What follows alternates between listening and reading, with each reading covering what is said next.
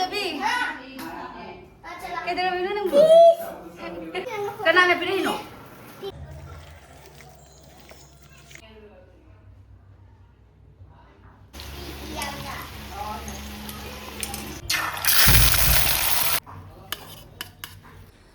ma'am, good morning. Asige blog se chak apetpadagi hekta haure. Ma se ngarang lamina ngasi ayuk nganna ada pung 9 makaidadi thungdaba yadaba ko ado khara nganna chatlane na chak thungbibani magi ade hangam ga ngaga thungbodi tingwatan thamam hijang khara thambiramabani ko ado dum aduga irongdam tawraga khara wale dum khara ma hapirasina magi ade breakfast sangomda ke nei thakpagi my bag sina di pikpanina hawa inuksitna ta yawbanina ko cornflakes se aina katina khatang machetam chapthatle aduga nuksitni loina thadokraba namanaga orendi ayawgibaga ma container amda hapchan jawdrobaneba adu sumaina packet oina pura hapchan base my bag sida chandraba aduna aina katina kitang chapthala nuksitti thadokre adu sena magi punabagi hijang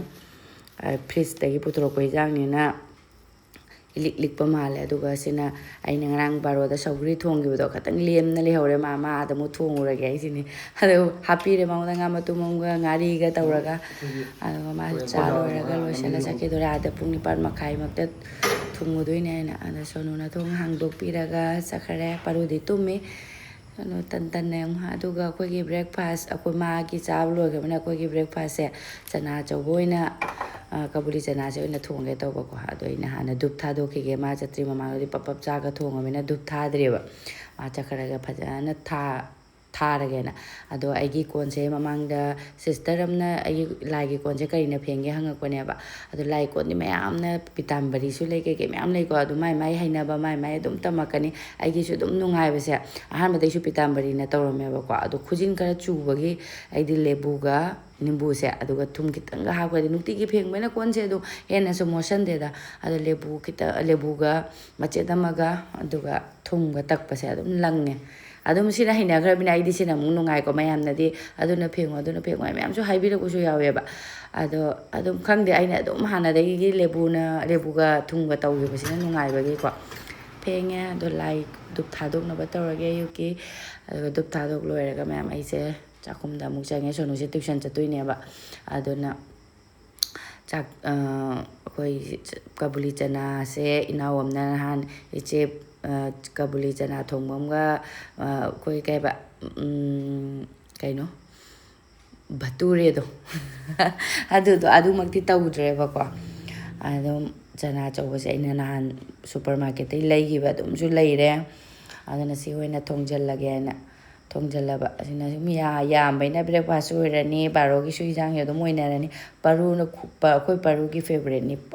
pa me hijang ni mana chana chawbase aisu pameba aidi cha yaudra so dum tan ge yaudra ga su dum seta sum chamas na kola ga bujia ga katang hapchallade ba as nimki ge do khara hapchali hawe ado ayukidi puri oina tawrani bhature do oina tawra bhature si de koi gi maida adoidi kaino changakani do sangom afamba aduna aduga do laita manina anum puri oina haujalani loire gi chana choba thongmase garam masala khara di thaini ko aina past nei khai gi bodo aduga puri oina healthy oina tawbudi dum luppe ko doisu puri oina mai atagi puri oina dum tawre bature tawdre nongma bature kai adum atusu hawida dubdi ko to nauraga maidana budi houba taba aduga kainoga sangoma phambaga ado ayuki athubinina adum ata oina tosallaga puri oina haujalla horen gina baro gina amuk chak oina charani aba sonu ajuma paru moyeni pijaraga paru gibudi summer vacation pire sonu gisu dum pire haiba tare mai date 3 da so paru sonu isu ptm tharubagi parents teacher meeting ne adu mangaire loire aduga sonuna asise tuition leiba ko ayukta tuition nupi lawena numini am lep khriye adogi ngasi lawena harakpagi hoji chatoini ma so pijana batawrage sasana chana chawba thongmase hawrani ko awa phadigum hapchan mane aina phadigum leitabagi phadigum oina awa phadigum oina chaisallaba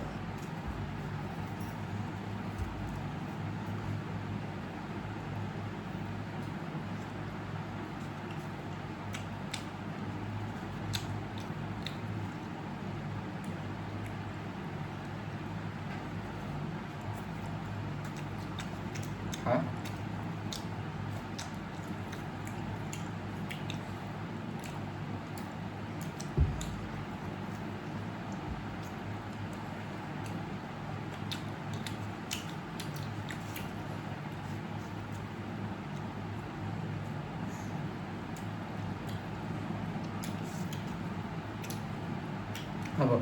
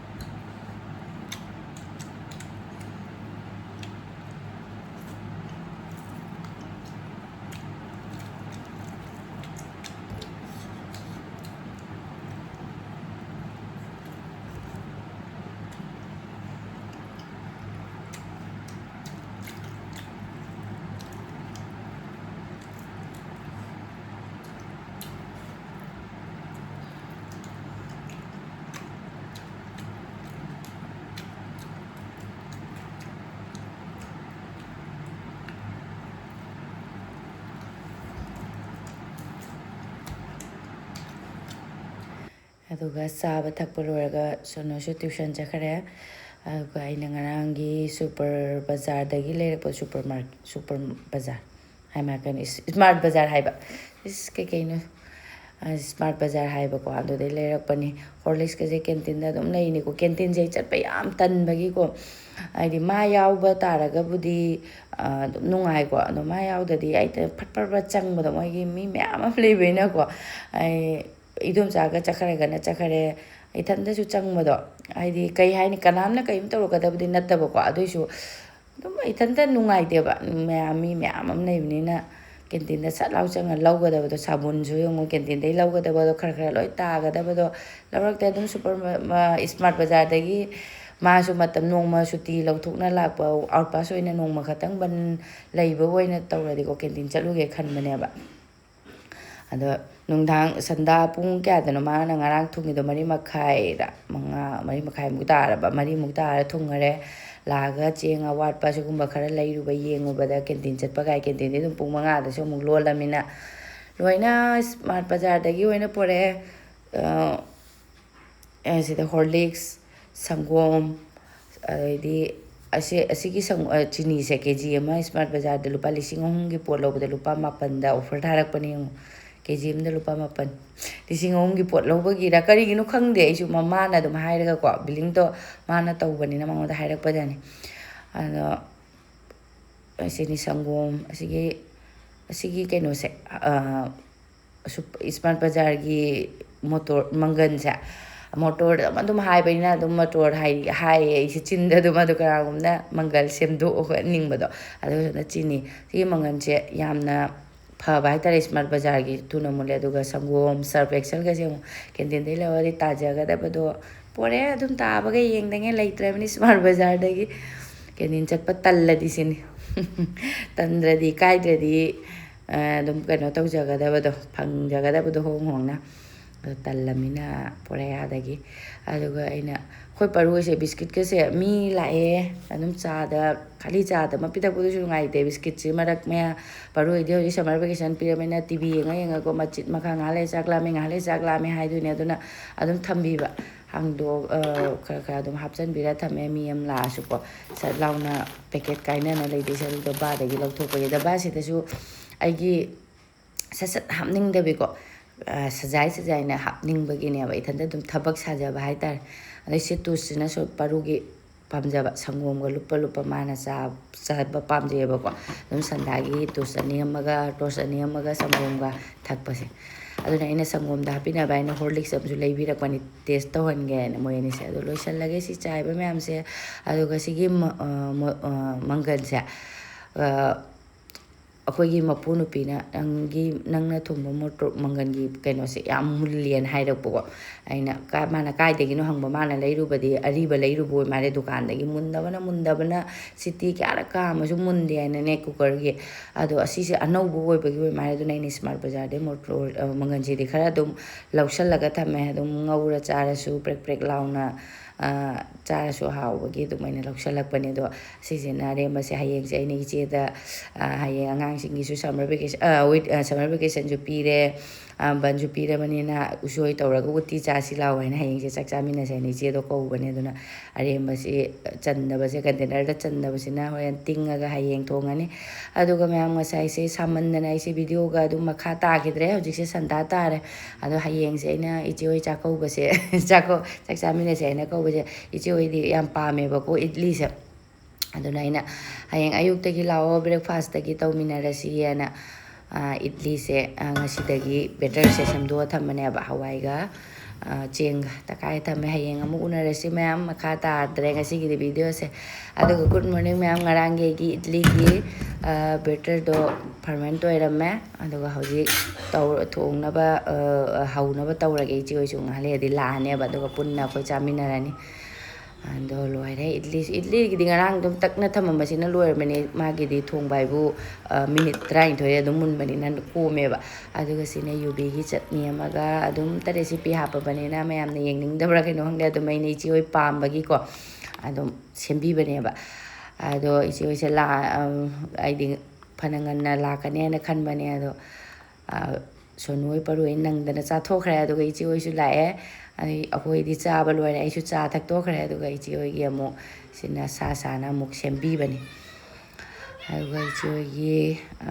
ꯑꯉꯥꯡ ꯑꯅꯤ ꯑꯃꯒ ꯃꯣꯏ ꯄꯤꯖꯔꯒ ꯑꯩꯈꯣꯏꯁꯨ ꯕꯖꯥꯔꯁꯦ ꯊꯦꯡꯉꯤꯕ꯭ꯔꯥ ꯀꯩꯅꯣ ꯈꯪꯗꯦ ꯍꯥꯏꯅ ꯑꯩꯁꯦ ꯄꯥꯈꯠꯂꯕ ꯀꯩꯅꯣ ꯑꯩ ꯕꯖꯥꯔꯁꯦ ꯎꯁꯣꯏ ꯂꯩꯔꯒ ꯎꯁꯣꯏ ꯁꯣꯏꯔꯒ ꯊꯣꯡꯗꯣꯏꯅꯦ ꯑꯗꯣ ꯎꯇꯤ ꯑꯃꯒ ꯀꯥꯡꯁꯨ ꯑꯃꯒ ꯌꯦꯟ ꯀꯪꯅ ꯑꯃꯒ ꯉꯧꯒꯦ ꯍꯥꯏꯅ ꯈꯜꯂꯤ ꯑꯩꯈꯣꯏꯒꯤ ꯃꯊꯦꯜꯁꯦ ꯉꯁꯤꯒꯤꯅꯦ ꯑꯗꯩ ꯏꯆꯦ ꯍꯣꯏꯁꯦ ꯄꯤꯖꯅꯕ ꯇꯧꯔꯒꯦ ꯑꯗꯨꯒ ꯑꯩ ꯂꯣꯏꯁꯜꯂꯒ ꯕꯖꯥꯔꯗ ꯑꯃꯨꯛ ꯏꯆꯦꯁꯨ ꯆꯠꯇꯣꯏꯅꯦꯕ ꯏꯆꯦꯅ ꯑꯩꯁꯤꯗ ꯑꯩꯈꯣꯏ ꯀꯩꯅꯣ ꯇꯤꯟꯅꯕ ꯑꯃ ꯂꯩ ꯃꯥꯒꯤ ꯍꯤꯗꯥꯛ ꯀꯥꯞꯄ ꯑꯃ ꯆꯠꯈ꯭ꯔꯅꯤ ꯑꯗꯨꯒ ꯏꯆꯦꯁꯨ ꯆꯠꯈ꯭ꯔꯦ ꯑꯗꯨꯒ ꯑꯩꯅ ꯎꯁꯣꯏ ꯂꯧꯍꯧꯕꯅꯤ ꯁꯤꯒꯤ ꯎꯁꯣꯏ ꯑꯋꯥꯡꯕ ꯑꯃꯁꯨ ꯂꯩ ꯁꯤ ꯑꯇꯦꯟꯕ ꯅꯍꯥꯟꯒꯤ ꯑꯇꯦꯟꯕꯗꯣ ꯍꯥꯎꯔꯦ ꯑꯩꯅ ꯑꯇꯦꯟꯕꯁꯤ ꯑꯣꯏꯅ ꯂꯧꯕꯅꯤ ꯑꯗꯨꯒ ꯁꯤꯅ ꯑꯩ ꯆꯤꯀꯟꯁꯤꯅ ꯀꯪꯅ ꯉꯧꯕ ꯎꯇꯤ ꯑꯃ ꯊꯣꯡꯉꯒ ꯑꯗꯨꯒ ꯑꯩꯁꯦ ꯌꯨꯝꯗ ꯍꯜꯂꯦ ꯁꯣꯅꯨꯒ ꯀꯧꯕꯒ ꯁꯨꯛꯇꯥ ꯇꯥꯗꯦ ꯃꯣꯏꯒꯤ ꯇꯤꯚꯤ ꯌꯦꯡꯅ ꯂꯥꯡꯅ ꯂꯩꯈ꯭ꯔꯕꯅꯤꯅ ꯌꯦꯡꯉꯨꯅꯦ ꯊꯣꯡꯒꯁꯨ ꯉꯥ ꯍꯥꯡꯗꯣꯔꯛꯇꯕꯩ ꯋꯥꯔꯤꯅꯤ ꯑꯩ ꯊꯣꯡ ꯍꯥꯡꯗꯣꯔꯛꯄ ꯄꯣꯠꯁꯨ ꯂꯨꯝꯅ ꯄꯥꯏꯔꯛꯄꯩꯅ ꯍꯥꯏꯅ ꯍꯥꯏꯔꯒ ꯇꯤꯚꯤ ꯌꯦꯡꯕꯗ ꯀꯧꯕꯒ ꯇꯥꯗ꯭ꯔꯤꯕ ꯌꯦꯡꯉꯨꯅꯦ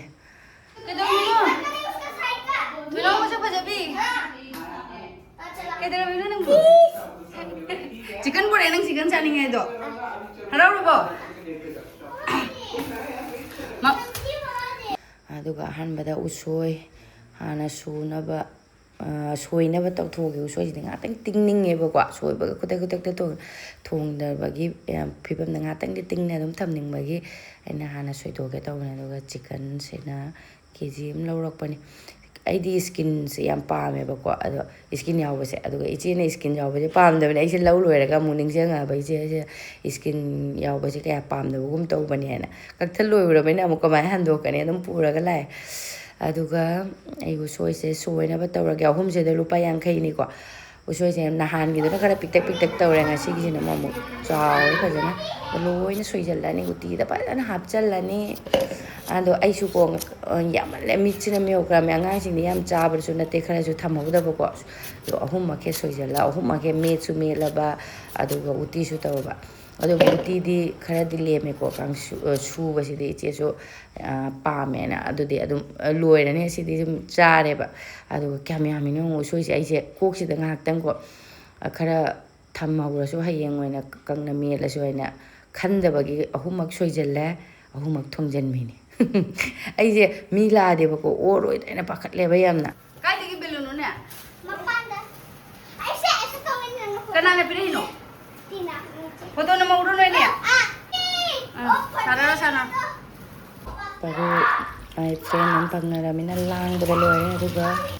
ꯑꯩꯒꯤ ꯎꯁꯣꯏꯁꯤꯁꯨ ꯇꯤꯡꯖꯜꯂꯝꯃꯦ ꯑꯗꯨꯒ ꯌꯦꯅꯝ ꯐꯛꯄꯥꯏ ꯃꯌꯥꯡꯇꯣꯟ ꯑꯋꯥ ꯐꯗꯤꯒꯣꯝ ꯈꯔ ꯍꯥꯞꯄꯦ ꯑꯗꯨꯒ ꯁꯤꯅ ꯆꯤꯀꯟꯁꯤꯅ ꯑꯩꯅ machu keke loina hapaga totlaga thamge tawba asumaina totla thambasina khangde aidi adum haubra ina khalle ko mahidi amatta haparai utina adum samman chadrumnina ne chicken sisdi amu mahi hapchanbase haubudi hawi hauti haibadi nate ko adum kangna tawbana mo kangna ngau basina mo hena chasanba ngammeba sina kangna mahi yaudabida taurani ngaurani aduga uti se thongdongnaba hana taurage uti hana aduga aigi uti se loire mole gi sele chulaga se ngune usoi di fajana hape hore uti da usoi tane ba isu khalla chai je su uti se usoi khalla adum chaningngen haiba ko aina thung ke chang yengwani je da khara taste taw haibani te loiselaktringer da aduga khoi sonuna chanam su khokpire aduga sina yengi ngaunabagi asigi yamdi mare magi chanam se khara thammagi chanam khokpasi su khutna abani sonu pare am khokpirame aduga chicken si sumaina kangna ngaure camera dadi masak yam thire kegi chicken se aduga kangsu ama khaidi best ta khre kangsu se kangsu ai ro su kaino se aduga ichegi maza ai anga tombi se magi omelette hawai sini madi dum yumda su omelette dum chaba male da magi omelette ma aduga maning da chawrani ingna uti ngasi di weather se sai ba ko hesi thajalabina uti sara su kai de ingna cha yare aduga chak tok loiga nga ga koi myam ni na wari sana ba da matam je haijen gi ba chaki khangaude adu ki ho mama khoe thaminarani aduga chaba loiga ichegi parcel ama laiyena chalage na thokle hojik se dum ngan bodi ngal matamdi adum thengjale da